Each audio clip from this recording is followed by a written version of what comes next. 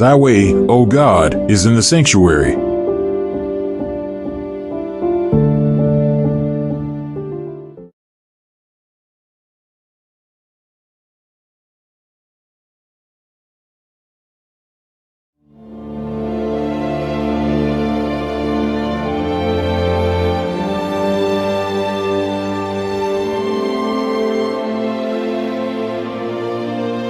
In life, you will realize the more rewarding thing to do might be the more difficult thing to do. That is a guaranteed way that you will experience opposition. The most important question is not whether it is easy or not. It is it worth it? And the more often that you choose the deep, the difficult, but the right path over the easy path is one that will reward you, your family, and this beautiful nation. I know I speak for everyone here today when I say that none of us will ever forget Charlie Kirk. We speak with Charlie and for Charlie louder than ever. But then, with the conversion of Constantine, which happens shortly after 313, now the church, it started to become the in thing. When the devil can't destroy the church from the outside, he destroys it from the inside by joining it. The church became institutionalized. Are we ever at risk of that? Instead of having the passion of a message, it just becomes an institution. And so it was a time of great scarcity. And so when he says, he's got scales in his hand, and he says that a quart of wheat for a denarius, that's a great price, and 3 quarts of barley. Barley was the food that you fed the animals for a denarius. And do not hurt the oil and wine. He said, even though there would be great scarcity, what does the oil represent? Holy Spirit. And the wine? The blood of the covenant. And so in spite of this scarcity, in spite of the compromise, that they lost their fervor, and it become sort of a government-accepted church institution, the gospel would still be held by faithful in its group.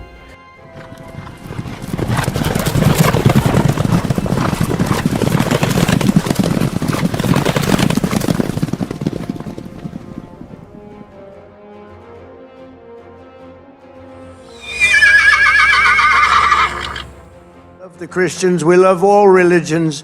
And by the way, religion is coming back to the USA. You see that very strongly. Again, he would walk through the door, drop his bags, Daddy's home, take his phone, Friday night, Shabbat Shalom, Shabbat Shalom, Shabbat Shalom. Okay, everybody, Shabbat Shalom. I just want to say Shabbat Shalom to everybody back at home. He would turn off his phone and he would shove it in the junk drawer and he would say Shabbat Shalom, say Shabbat Shalom, say Shabbat Shalom. Shabbat Shalom. This is a turning point for the 7th-day Sabbath. Shabbat Shalom. Charlie's book is about the Sabbath. In Hebrews 4, it talks about Jesus is our Sabbath day rest. See, I believe that we have something that the world doesn't understand, and that is peace. And when you actually walk in peace and you realize that as much as I want this world around me to be beautiful, as much as I want a utopia, as much as I want to fix everything and just put it all together and have it just be perfect, what the Bible teaches us is that until Christ is involved in that process, that can never happen. What is the Sabbath? Now, often colloquially, we'll say today the Sabbath is Sunday. That's not actually true. The Sabbath is Saturday. The issue is that because of Christ's resurrection, he resurrected on the first day. The first day, which was the day of creation, the first day of creation. And then you had the 6 days. Then you had that Saturday, which is the Sabbath, the day of rest. Well, Christ rose on Sunday, which is the first day of creation. It's a new creation. Even in our languages, we recognize this. Sabbato in Spanish is not Sunday. Sabbato is Saturday. Domingo is Sunday because Domingo is the Lord's day. It's literally now our obligation to worship God is transferred to the Lord's Day. This is actually interesting because if you look back at the Ten Commandments, it says, keep holy the Sabbath. And if we were actually going to follow that, then we'd be Seventh-day Adventists. We'd have to like go by what this actually shows you, that most Christians, even if they don't recognize the authority of Rome, still abide by the authority of Rome, right? It is the church who relegates that. Like Christ rose on a Sunday, and it was the early church that said, hey, guess what? Our holy day is now on the first day of the week. So I have more of like a personal question. With how like busy your schedule is and everything, I'm just wondering how you keep your relationship with Jesus, like the main thing in your life practically day to day, like how that looks, because you're doing so many good things, good works, just how that looks like. Well, it's one of my favorite questions, because it's actually what my next book is going to be all about, which you'll have me back. My next book is called Stop in the Name of God, The Case for the Sabbath, which of course Shabbat literally means stop. I am not Seventh-day Adventist.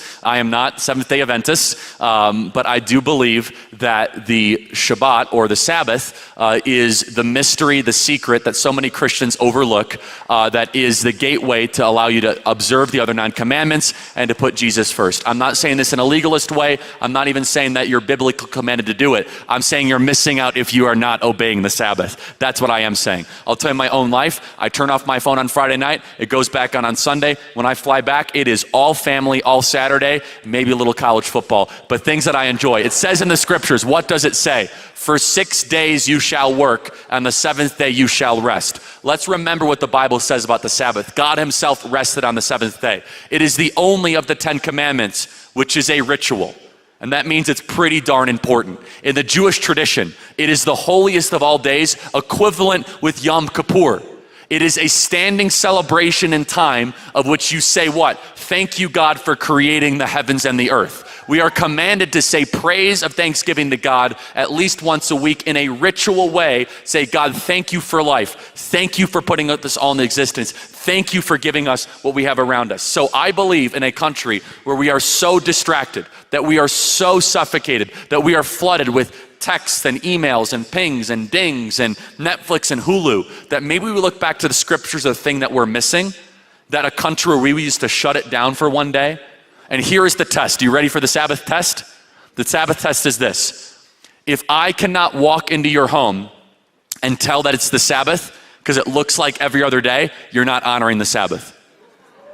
If it looks like every other day, then you aren't dedicating one day to God. Yes, you should give money to the church. Yes, you should give money to charities. But I'm challenging you, give one day, give time to God. The thing that we're the most protective of, and it's changed my life. I started doing this back a couple summers ago. It allows me to honor my parents better. It allows me to put my marriage first. It allows me to put Jesus first and God first. When I'm not just looking at emails and text messages all day, you might say you're too busy. Look, I'm busier than you. I'm sorry, I hate to pull rank on this one, guys, okay? You aren't more busy than I am. You might have more stuff going on, okay? But it's the question of what matters most. What I love about honoring the Sabbath, it's that it's a test. It's God putting you to test, saying, obey my commands. We are called in the scriptures to love the Lord your God with all your heart, soul, strength, and mind. In Deuteronomy 6:3-5, if you honor the Sabbath, it makes it so much easier, sweeter, and deeper. That's how I do it. Thank you. I knew my husband was brilliant, but the depth of understanding of this topic was amazing, and how he weaves in the Bible and how he reads in, just weaves in all these different interesting facts and history of the Sabbath, and then even certain laws like blue laws that we had here in this country,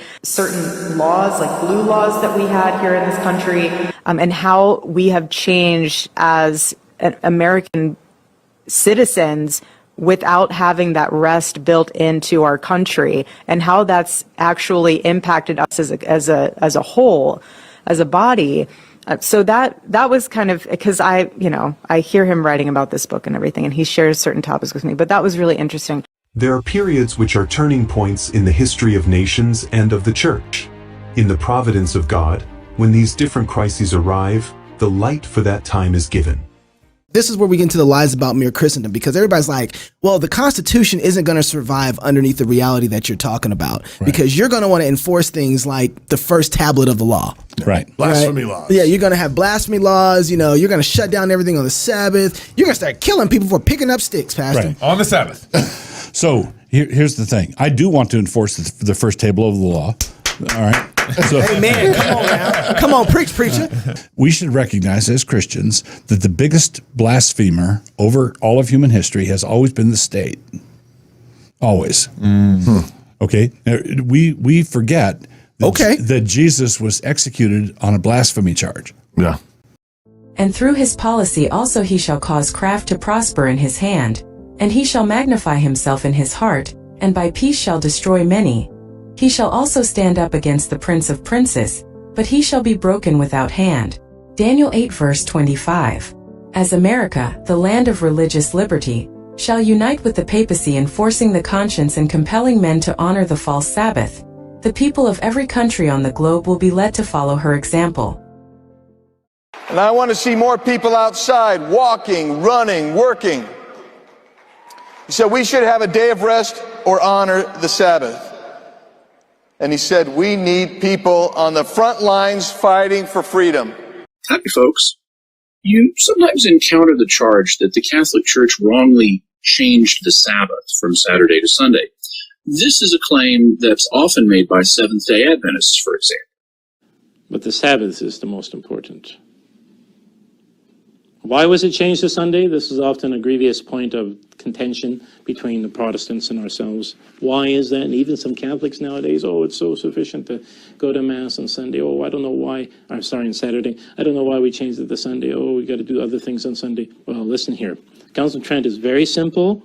It's already started to say by talking about what the apostles thought best, but listen to this. The Church of God has thought it well to transfer the celebration and observance of the Sunday, Sabbath, to Sunday. The Sabbath was on Saturday. The Church seems to have changed that. That's wrong. Okay, the Church didn't change it. But listen to this. The Church of God has thought it well to transfer the celebration and observance of the Sunday, Sabbath, to Sunday. Nor the Catholic Church actually changed the Sabbath. But listen to this. The Church of God has thought it well to transfer the celebration and observance of the Sunday, Sabbath, to Sunday. What is the Sabbath? I would tell you it was a Saturday, seventh day rest for the Israelite. All right. Secondly, I would tell you what is the Sabbath. I would say it was a sign. And this is key as well, because you might be thinking, well, should we be practicing the Sabbath today? You know, when you drive down the highway, you'll see signs that say Seventh Day or Sabbath.com. You ever seen those signs? I certainly have. And when you click on it and you go to the website, they're advocating that we Christians are failing to do the fourth commandment of the 10 commandments, and something's wrong with us. We Christians are failing to do the fourth commandment of the 10 commandments, and something's wrong with us. People like the Seventh-day Adventists, they worship on Saturday because they are a Seventh Advent Day group of people. They say, look, we need to be doing the Sabbath. In Isaiah 56, the sons of the stranger that drives themselves to the Lord to serve him, everyone that keepeth the Sabbath from polluting it, and taketh hold of my covenant. Even then will I bring to my holy mountain. So is this like part of that Messianic age fulfillment where all the nations are going to be keeping the commandments? Is it not true then that since Israel is a light to the Gentiles, shouldn't that start now instead of waiting for the Messianic age? Mm-hmm. Good I question. hope my question is clear. That is sweet. I'm so blessed, really very, very blessed. Very blessed. I just, when you speak that way and you have a love for Hashem, the SDA Church is from 19th century. The SDA is a millenarian group. What that means is not important. But many members of Seventh-day Adventists do become B'nai Noach, the pious among the nations, do convert. And there's reasons for it, but I'm not going to go into it now. Charlie Kirk, on the Sabbath day, he put down his phones. He didn't engage. Now, I don't know exactly what he did, but the point is, he considered that the holy day. And it's truthfully, it was Ignatius, a very early 2nd century church father, who's the bishop of Antioch, that really introduces the idea of Sunday Sabbath. So it is not in the Christian Bible. In the Christian Bible, you don't have a Sunday Sabbath. You can say it was the day of the resurrection, but it has nothing to do with Shabbos. In the Christian Bible, the Christians are keeping Sabbath, not Sunday. So Seventh-day Adventists are right. They nail that. And that's why it's a growing movement, because they nail that. Our people have been regarded as too insignificant to be worthy of notice, but a change will come. The Christian world is now making movements which will necessarily bring commandment-keeping people into prominence. He talks first about coming from a biblical perspective, that God is a creator, that we did not evolve. He talks about the benefits of Sabbath keeping. I was really impressed that when I got down to page 115, he talks about the Sabbath improving your health. He dedicates 5 pages to Seventh-day Adventists and how documentation has shown that. And he says, I don't agree with everything they believe, but he's gone to functions with them and visited and studied and said, you cannot deny that the evidence is in, according to the blue zones, they live longer. Loma Linda is one of the blue zones where they've got more centenarians. And so a lot of time is dedicated to the importance of family. So 2 things. One is he talks about keeping a Sabbath. And I don't think that Charlie spends enough time in the book talking about what it says about corporate worship. That it's not just a day for rest and unplugging, that it was a day to come together. Now, let me give you a few verses on this very quickly. Someone's asking about Bible questions. Leviticus 23, verse 3. 6 days shall work be done, but the 7th day is a Sabbath of solemn rest, a holy convocation. That word convocation means convene, assemble. You shall do no work on it. It is the Sabbath of the Lord in all your dwellings. That means you're to keep it in home. You're also to keep it when you convene. There's a story many people miss when Elisha resurrects the boy of the Shunammite woman. And she tells her husband, I'm going to see the man of God. He said, why are you going to see him now? It's not the new moon or the Sabbath. That's because they would go together, listen to the prophet preach and teach. The Levites, that's when they would get the towns together in the synagogue and they teach and preach. Jesus, as his custom was, he went to the synagogue on the Sabbath day. So I wish he had said something about the importance of corporate worship with other believers. And God didn't say he blessed a day.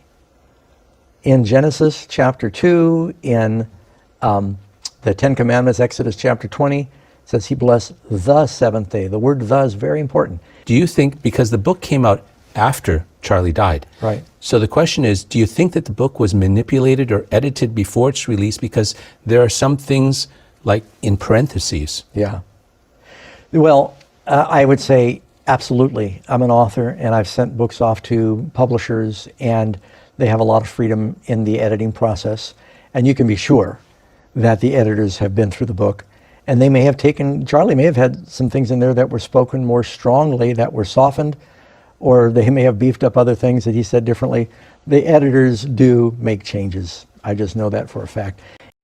Because the 4th commandment is so widely disregarded, we are to be the more earnest and decided in seeking to honor this precept of God's holy law. The 3rd angel's message is what we are to present to the world. Here God has a test for us. And if we come up to the standard, we shall be a peculiar people. The Sabbath draws a separating line between us and the world, not faintly, but in plain, distinct colors. To those who have received the light of this truth, the Sabbath is a test. It is not a human requirement, but God's test. It is what will distinguish between those who serve God and those who serve him not. And upon this point will come the last great conflict between truth and error. It's an amazing book. Charlie was so excited about it being published. I was with him in Korea when they gave him the last thing he had to sign off on, and it changed him in a profound way. Before his death, Charlie Kirk spoke of how his most favorite trip was to Israel. Pastor Rob McCoy says a major reason is that Charlie learned the importance of keeping the Sabbath. He was at a place where it was a crisis, that he just had so much to do, and beware of the barrenness of a busy life. And reaching out to one of his pastor friends, just commenting to him, David Engelhardt, who is on the board at Turning Point. And David said, have you ever considered taking a Sabbath? How many people know my dearly departed, dearly beloved friend Charlie Kirk had a book come out this week? Do you guys know about that? Raise your hand if you know that. Okay, if you don't know that, please read it, because it's phenomenal. By far, it's the best book that he's ever written in his life. I want to read you this part that's fun. It says this: it was the summer of 2021, and by all objective measures, my life was in perfect order. I had recently married the last May. I was traveling the country with my new beautiful wife, Erica. I was running Turning Point USA. Life on the outside was as good as it gets, but inside there was a battle brewing. I was fatigued and tired and confused spiritually. And I was in nonstop, hyper-aggressive fight mode. The lockdowns only intensified after Joe Biden became president, and I found myself in the trenches in the summer of 2021 looking for a respite for a lifetime. And so then it says, I found myself in the Baccarat Hotel in New York City just a few days before the 4th of July. My mental clarity was dulled, and I was physically exhausted and seeking advice. After a long day of TV interviews and donor meetings, I had a late lunch with a dear friend and Turning Point USA board member, David Engelhardt. David is a wise man and pastor of King's Church in New York City. That's you. And someone I am able to confide in when things get tough. I told him I was hitting a wall. I had more obligations than time. I was drinking 8 cups of coffee just to stay in. And David heard all of my concern and said, listening intently and plainly, he said, are you honoring the Sabbath? I laughed and replied, no, I really don't have time for that. I'm running 3 different companies, et cetera, et cetera. David rebutted and said, I think you need to drop everything for a day. God will honor that. Look at it as a test of your faith. I continued to argue, but deep down, I felt a strong sense of conviction from the Holy Spirit. I knew he had struck a chord, and I knew he had a special word for me, and that it was my flesh resisting. Tried for a month, David said, see what it does in your life. Jesus told us if we love him, we will keep his commandments. Yes, what I was a bit confused about is in that video of Charlie Kirk, he said honor the Sabbath. Yeah. So I guess my question is, Jesus is the new Passover. Yeah. He establishes a heavenly nation rather than the earthly nation of the Old Testament. Why should we honor the Sabbath if, Jesus fulfills that? I mean, we don't honor the Passover. Excellent question. Yeah. Charlie just wrote a book on it, which I had the opportunity to review.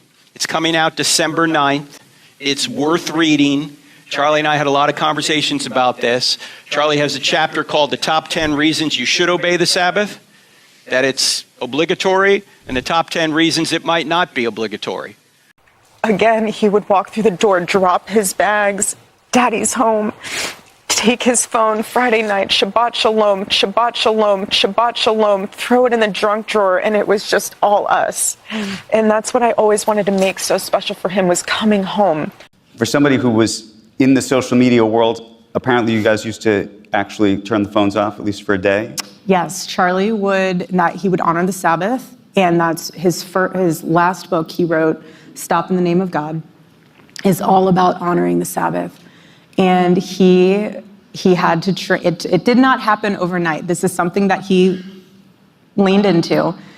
And on Friday night, when he would get home from work, he would turn off his phone and he would shove it in the junk drawer and he would say, Shabbat Shalom, say Shabbat Shalom, say Shabbat Shalom, shove it in the drawer. And he was full dad mode, fully with the kids, sports mode on Saturdays for college football. And he could breathe. He had this sacred moment to just breathe and to rest and get away from the chatter, get away from the world, and just have a moment to understand that life is so much bigger than the to-do list, than the small problem that you're facing that you'll laugh at 5 years or 5 months or 5 minutes from now. And he was really good about that.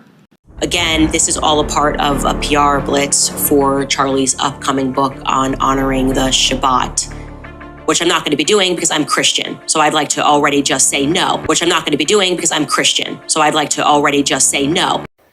Can a non-Jew participate in a Shabbat dinner? The answer is, of course. Yes, we've had many times non-Jewish Shabbat guests who loved the dinner. We had guests from India, China, other places. Absolutely, Shabbat dinners are some of the most beautiful gatherings, meaningful, and remind us of the day of creation. There is a reason, though, many people ask if non-Jews can participate on Shabbat, and that is as follows. There are many prohibitions on what Jews can and can't do on Shabbat. We don't turn on electricity, we don't light fires, we don't engage in business, etc. for 25 hours.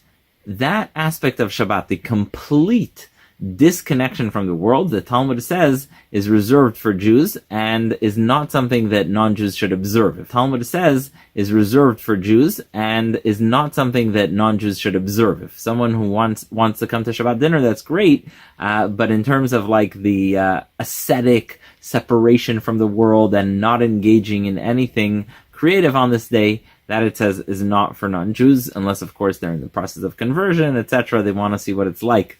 But either way, please come for Shabbat dinner. Shabbat Shalom. Can a person who is not Jewish observe the Shabbat?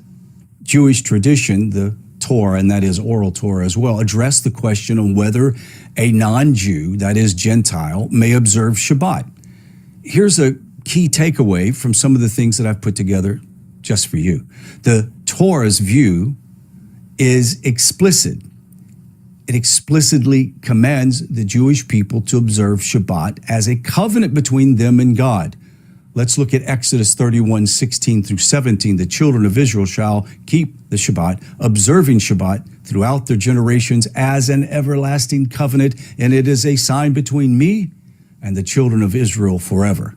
Deuteronomy 15:14, the Torah states that even a Gentile servant in a Jewish household must rest on Shabbat, implying that the day is meant specifically for those under Jewish authority. Now, the Talmud takes a bit more stringent view against Gentiles observing Shabbat fully as the Jewish people do. Sanhedrin 58b states a Gentile who observes Shabbat is liable to death. A Gentile who observes Shabbat is liable to death. They say, Charlie, why do you talk about Shabbat so much? You're a Christian. If you rest for 24 hours, you are blessed. You will be blessed. I know that my life before honoring the Sabbath and after honoring the Sabbath, they don't even compare. For me personally, ending Friday after a long week and totally shutting off. And on Sunday, I'm already thinking about Monday. On Saturday, I can truly rest and I can truly stop. On Saturday, I can truly rest and I can truly stop. And so whatever day works for you. For me, it's the old traditional Jewish Sabbath. It's the old traditional Jewish Sabbath. It's the old traditional Jewish Sabbath. Phone goes off tonight, sundown, having a Shabbat dinner with a good pastor friend of mine. Family, daughter, resting all day tomorrow. And I encourage you guys to have that in your schedule. Just the one little thing that you could look forward to and you plan, you say, that, I'm going to just shut it all off. It actually makes you work harder. It makes you think clearer. It makes you get what you want to get done before that. It's a finish line. It's a self-imposed deadline. And it's biblical. And it's freeing. Shabbat Shalom. Shabbat Shalom. Shabbat Shalom. The fact that Charlie Kirk kept the seventh-day Sabbath, that's actually not pro-Israel. It's actually against the pro-Israel cause because the Jews believe that the Goyim should not keep the seventh-day Sabbath according to their Noahide laws. To be a criminal who breaks Shabbat, the Goyim don't have a problem breaking Shabbat. They're not allowed to keep Shabbat. That's another thing, that this Kirk was keeping Shabbat. Doesn't touch electric, doesn't touch the phone, learning the laws of Shabbat. The Gemara in Masechet Sanhedrin, page 58, 59, the Gemara say, Goy sheshavat, shamar Shabbat, chayav mitah. A Goy that keeps Shabbat brings death to himself. brings death to himself. Brings death to himself. And he influenced many goyim also to keep Shabbat. Galatians chapter 6 and verse 15 and 16 it says, For in Christ Jesus neither circumcision availeth anything, nor uncircumcision, but a new creature. And as many as walk according to this rule, peace be upon them, and mercy, and upon the Israel of God. So once you are a new creature, you are the Israel of God, Jews or Gentiles. 1 Corinthians chapter 7 and verse 19 tells us circumcision is nothing, and uncircumcision is nothing, but the keeping of the commandments of God. So whether you're a Jew, whether you're a Gentile, does not matter. What matters is you keeping the commandments of God, which includes the seventh-day Sabbath. To our own detriment and to our own failure, we as Christians have decided to cast away resting on one of the 7 days. God rested after creation, that comes before the Hebrews. God rested after creation, that comes before the Hebrews. It comes even before the creation of the modern world and civilization as we know it. And it says very clearly in the scriptures, for 6 days you shall work, and the 7th day you shall rest. God rested after creation, that comes before the Hebrews.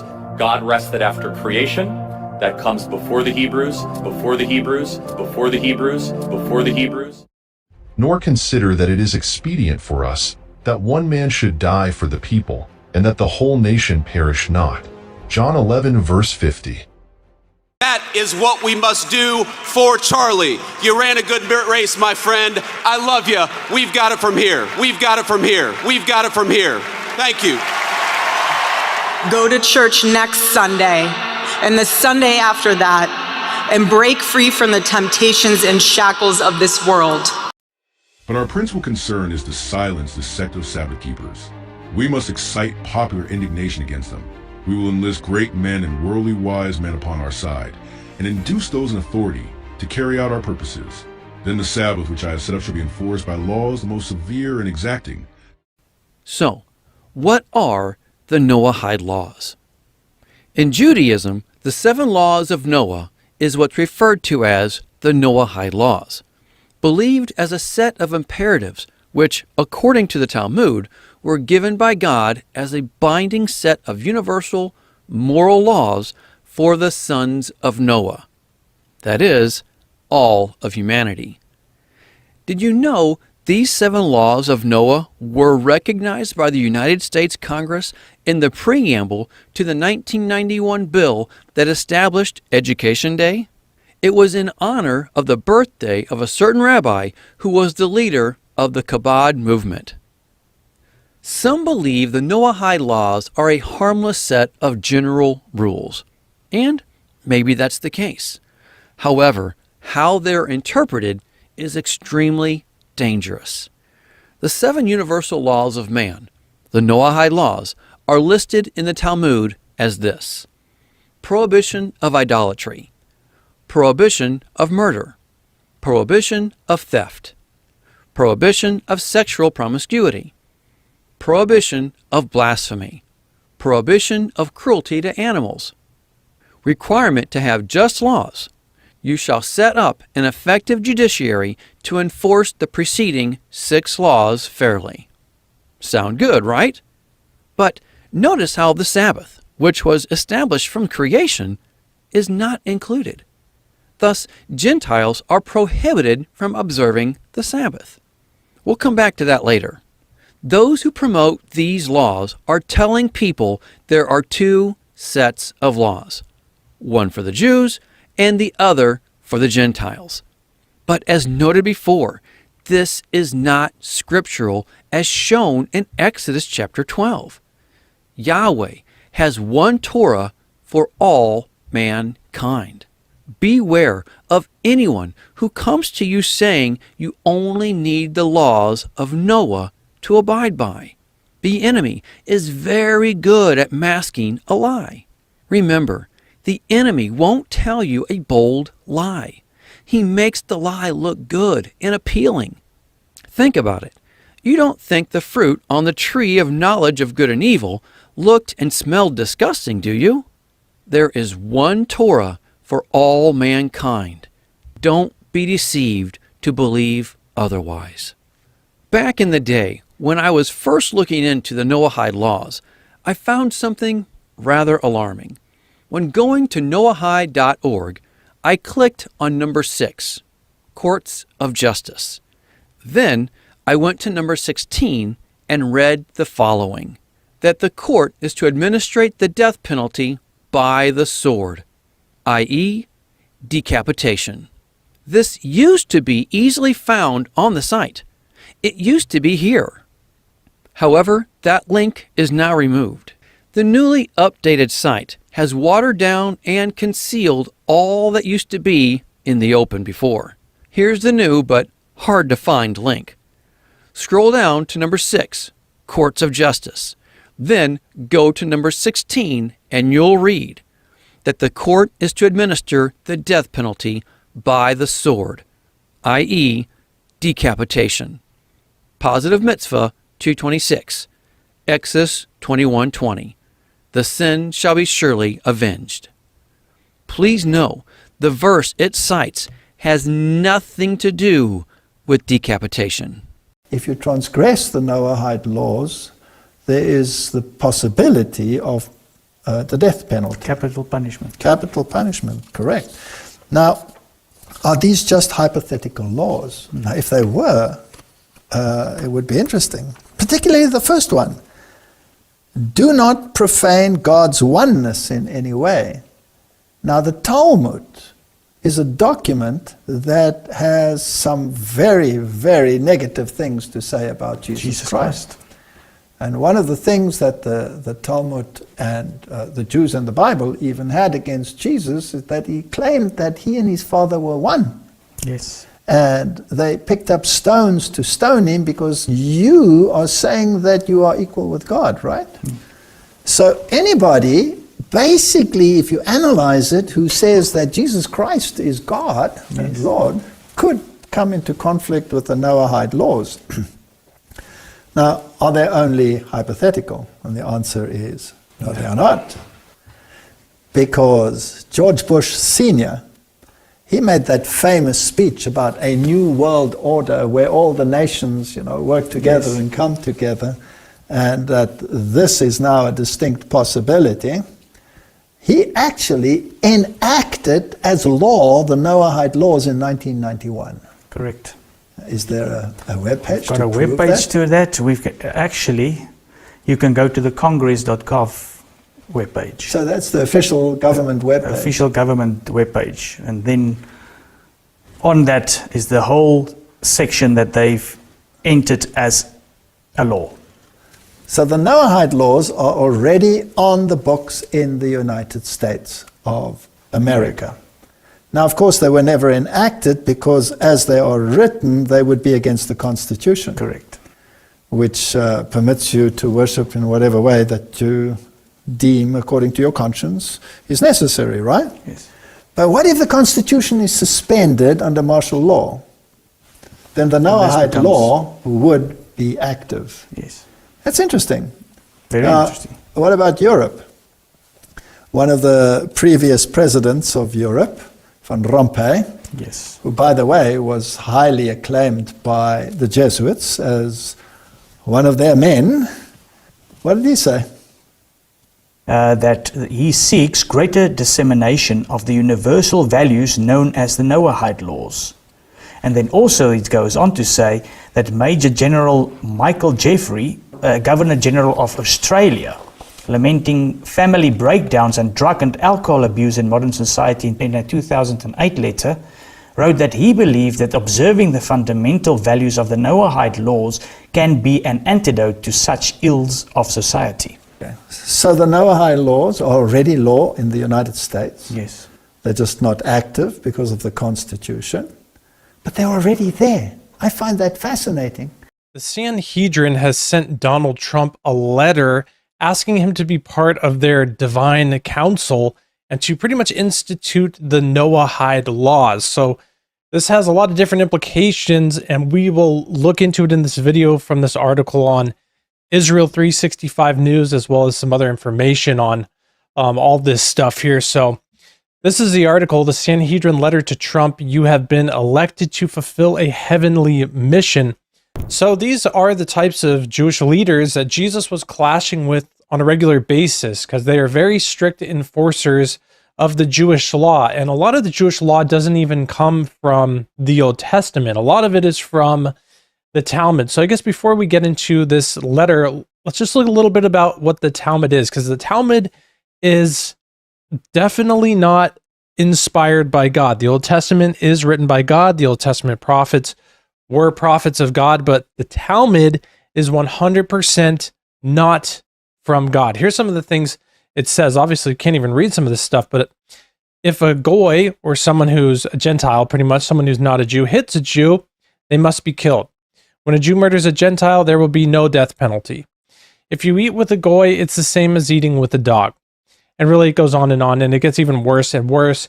And so here's a little bit about this letter here that was sent to Donald Trump from this Jewish group, the Sanhedrin. Let's read some of this here. So the Nascent Sanhedrin published an open letter to President Donald Trump, blessing him for putting faith at the forefront by establishing a White House faith office. The Sanhedrin called on the president to establish an international divine court for all nations. Now, I do want to point this out just for reference. This is from 2017. Sanhedrin calls on President Trump to uphold the 7 Noahide laws. So back when Donald Trump was elected the last time, they came to him and tried to get him to once again institute pretty much a universal laws, divine laws, almost a religion, one world religion type of system, to get people to all adhere to the 7 Noahide laws. May we move forward together, seeking to build a future that reflects the will of God and His values based on the 7 Noahide laws that will unite us all together. Amen. Wake up the watchmen to carry the word of warning to every city in America. Build up the waste places. The righteous judgments of God, with their weight of final decision, are coming upon the land. Do not hover over the churches to repeat over and over again the same truths to the people, while the cities are left in ignorance and sin, unwarned and unlabored for. Soon the way will be hedged up, and these cities will be closed to the gospel message. It is in a crisis that character is revealed, when the earnest voice proclaimed at midnight, "Behold, the bridegroom cometh, go ye out to meet him." And the sleeping virgins were roused from their slumbers. It was seen who had made preparation for the event. Both parties were taken unawares, but one was prepared for the emergency, and the other was found without preparation. So now, a sudden and unlooked-for calamity, something that brings the soul face to face with death, will show whether there is any real faith in the promises of God. It will show whether the soul is sustained by grace. The great final test comes at the close of human probation, when it will be too late for the soul's need to be supplied. Noahides like the Torah a lot. They like Judaism a lot, but they don't want to convert, or they can't convert. Fine, that's not a problem. You don't have to convert, but you have to make sure you act like a Noahide. Don't act like a Jew. Why? Because if you're a Noahide and you keep Shabbat, that's not a mitzvah. That's a sin. It's called stealing. And one of the 7 Noahide laws is you're not allowed to steal. A Noahide that keeps Shabbat is not going to Gan Eden, because he is violating the Noahide laws. Now, are you allowed to have a nice dinner on Shabbat? Enjoy. Are you allowed not to work on Shabbat? You don't have to work. It's up to you. But don't not work because it's Shabbat. Don't not drive because it's Shabbat. Don't not, turn on the light because it's Shabbat. Don't turn on the light because you don't feel like it.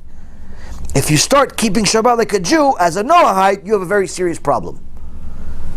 And the Rambam says it's either that you're going to be considered a thief, or that you're starting a new religion. What's this new religion? It's a mix of Noahide and Judaism. And that's a violation of the Torah. And that's in essence what Christianity is. The church would allow a number of corruptions into it as it moved further away from the life and teachings of Jesus Christ. This process towards Sunday took many centuries and began with the yearly celebration of the Resurrection Day, Sunday. Over time, the Church in Rome encouraged this celebration to become weekly rather than just an annual event. By the end of the 2nd century, a number of Christians were keeping 2 days. The Sabbath was a day of rest and fasting, while Sunday became a religious day of festival. Over time, the religious leaders attempted to distance themselves from the Jews, who were seen as troublemakers and the race who rejected and crucified Christ. So Sunday became more prominent and Sabbath became less prominent. The first day of the week was also a day of celebration to the secular pagans in Rome, a festival in honor of the great sun god.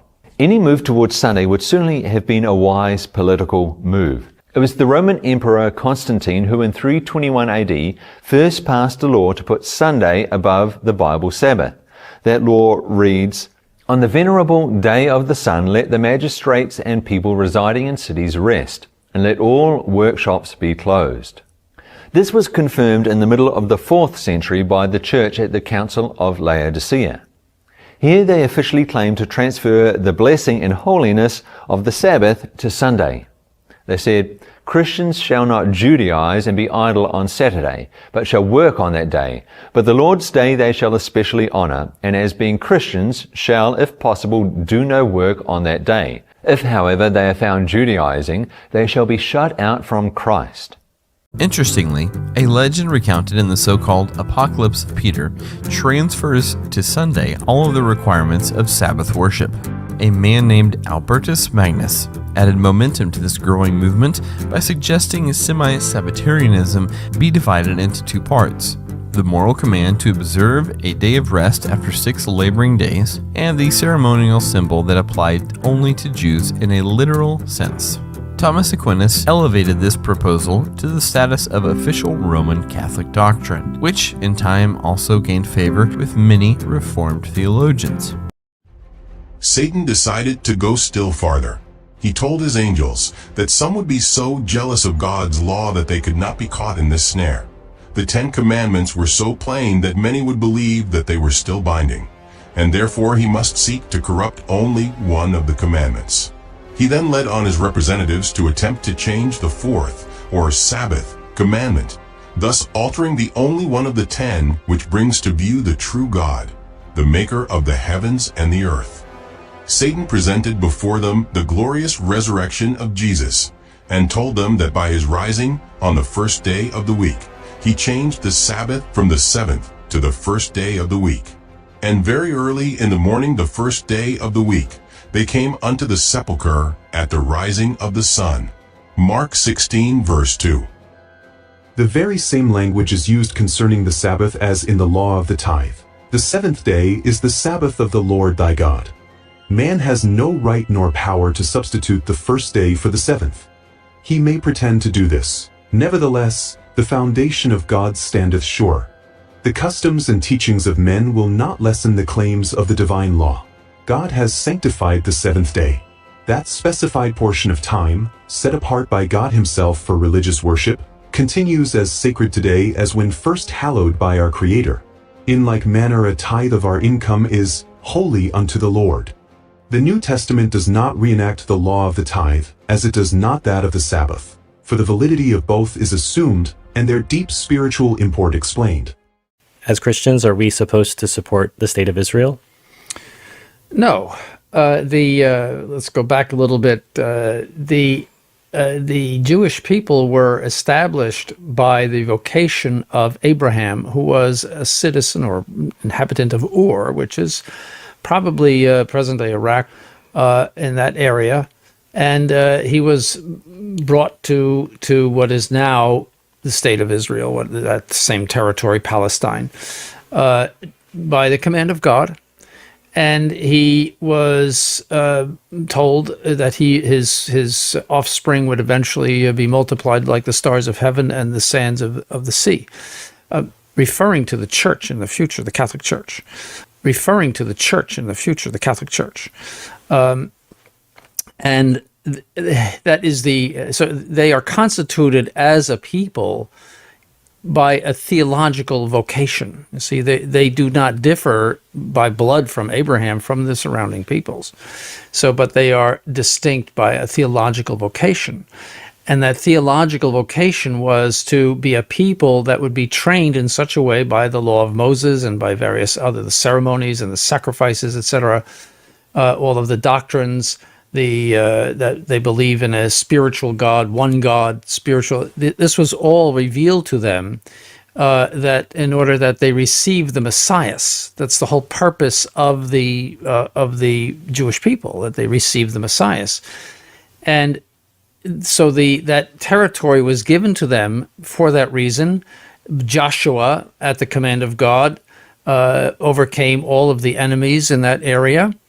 David too, and established what was the kingdom of Judah. It wasn't called Israel at the time, obviously, but there were. And then I won't go into the history of all that. But there was a kingdom of the Jewish people. And then you had the prophets and all of those things, all of the things that happened in the Old Testament. And they were meant to, all of those things happened for the Messiah. That's a single purpose. The Jewish people were meant to receive the Messiah and promulgate him and promote him to the entire world. That was their vocation. The Jewish people were meant to receive the Messiah and promulgate him and promote him to the entire world. That was their vocation. See, and that's how the seed of Abraham would be multiplied. That is, by the multiplication of the church, which we have seen historically in a marvelous fashion. See, so, but they were unfaithful to that as a people. Not everyone, obviously. There were some Jews who converted, but as a people, they were unfaithful to that vocation, and as a result, our Lord predicted that a stone would not be left on a stone. And it was even in Daniel, a future. An army would come and eventually destroy Jerusalem. That's when many of them were dispersed at that point, and then later on, because they revolted against the Romans, they were completely dispersed out of that area, and it was called Palestine by Emperor Hadrian, and they have been, in a sense, wandering ever since all over Europe and Asia and various other places, and so. Theologically, the Jews don't have a title to reestablish their state because their state was established to begin with in order to receive the Messiah. You see, so in that sense, there is it's the Catholic Church that has succeeded to this vocation, and is the new Israel.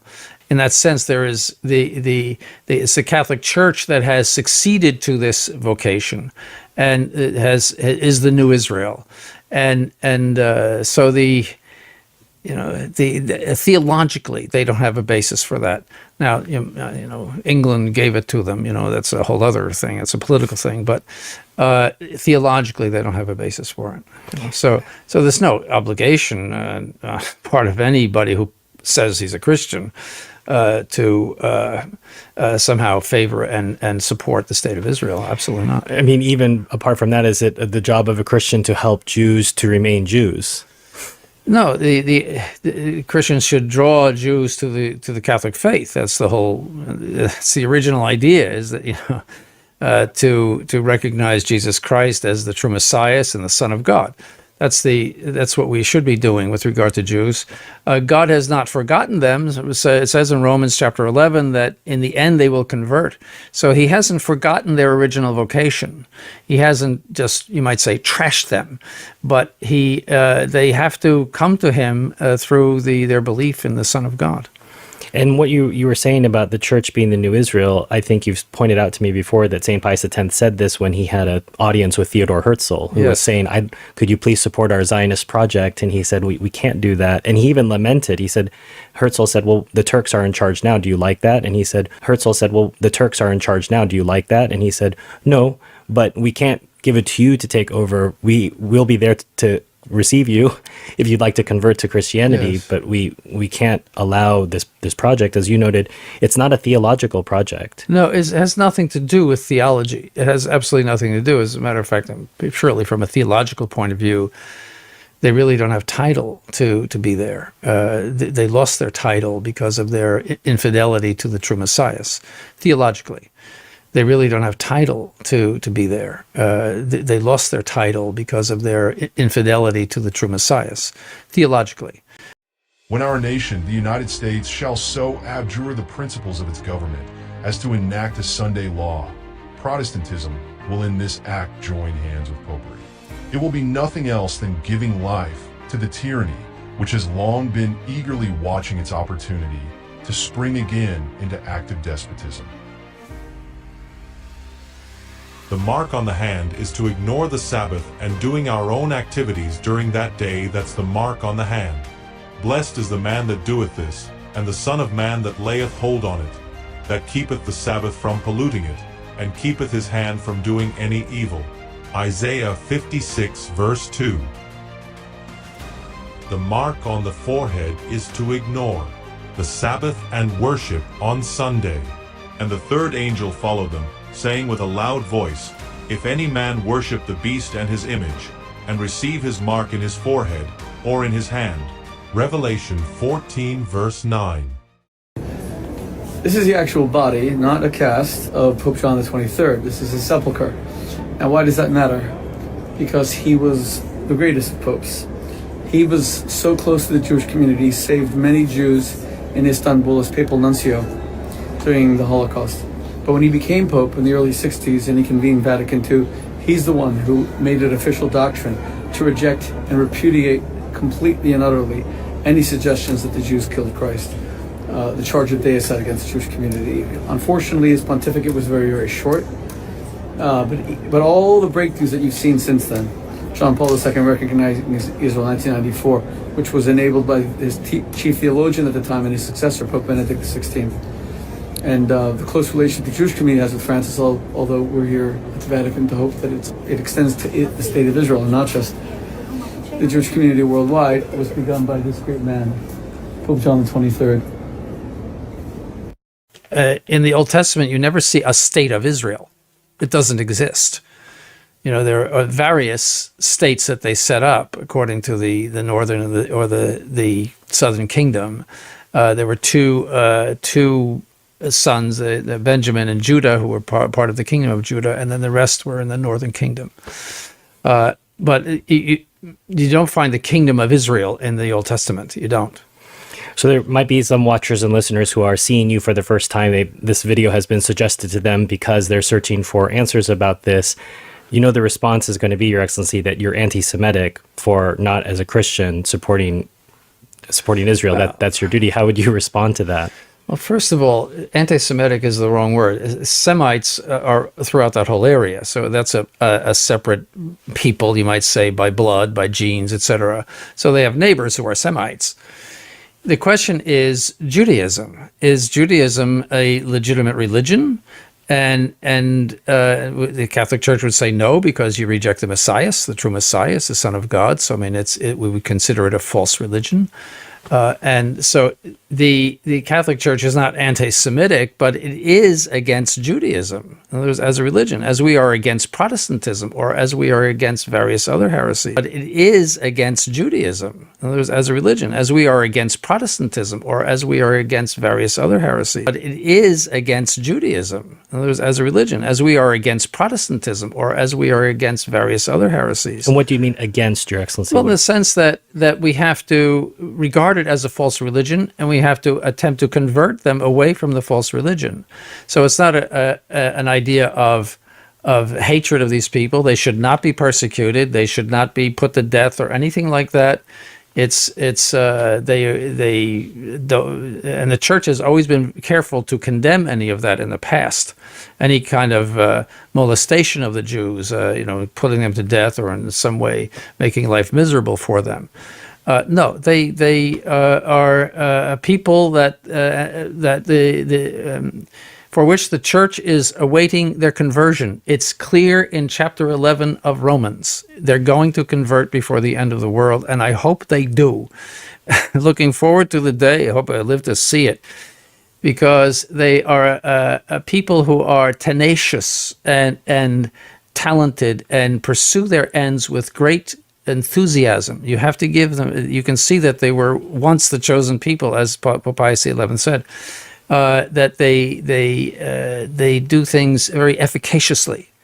And they will pursue the ends, you might say, or the purposes of the Catholic Church with great vigor and energy. There's no reason to hate Jews or to molest them or in any way. As a matter of fact, I'm disgusted by that attitude. You know, it's you don't convert somebody by being mean to them and by hating them.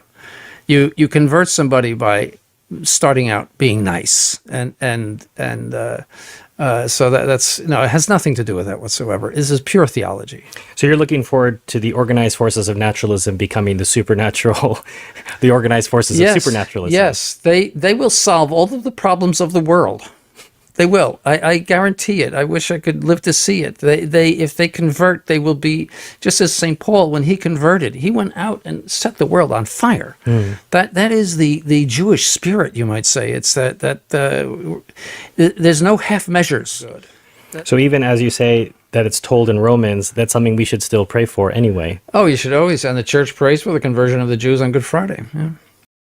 And then the great deceiver will persuade men that those who serve God are causing these evils. It will be declared that men are offending God by the violation of the Sunday Sabbath, that this sin has brought calamities which will not cease until Sunday observance shall be strictly enforced, and that those who present the claims of the fourth commandment, thus destroying reverence for Sunday, are troublers of the people, preventing their restoration to divine favor and temporal prosperity. The Christians had compromised by worshipping on the day devoted to the sun god instead of the day devoted to the Son of God. The Catholic Church claims to have changed the Sabbath and perceived their ability to do this as a mark of their authority over the religious world. In the Catholic Catechism of Catholic Doctrine, we read this. Question: which is the Sabbath day? Answer: Saturday is the Sabbath day.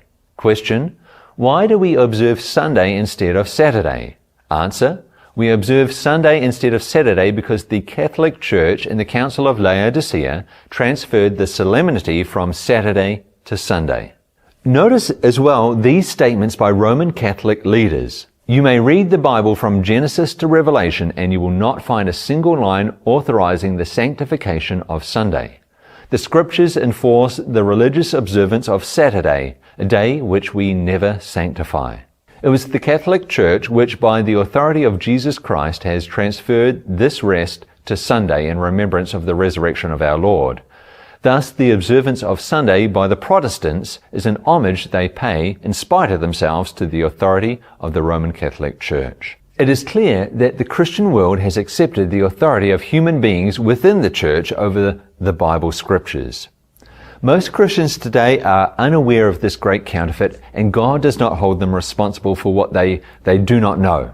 However, when someone discovers the truth, that person needs to immediately put away the errors and old habits and follow the Lord in love and obedience. Sunday observance is a tradition. Jesus addressed the religious leaders of his time who liked to put the traditions above God's law. Mark 7:7.